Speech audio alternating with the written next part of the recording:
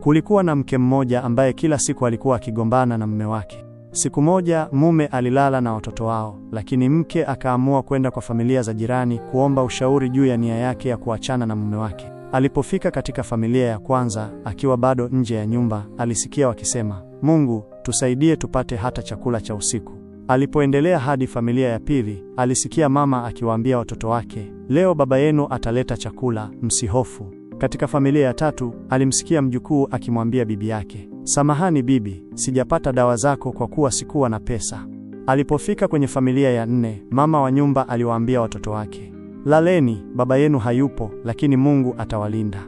Mke yule aliguswa sana. Aligundua kuwa familia nyingi jirani zilikuwa zinakabiliwa na changamoto kubwa zaidi: ukosefu wa chakula, pesa, ulinzi na hata afya. Wakati huo akatambua kwamba yeye mwenyewe alikuwa akigombana na mume wake bila sababu za msingi. Alirudi nyumbani na tangu siku ile akaamua kuishi kwa heshima na mume wake, akiepuka ugomvi usio wa lazima. Funzo: heshima ni nguzo muhimu katika familia.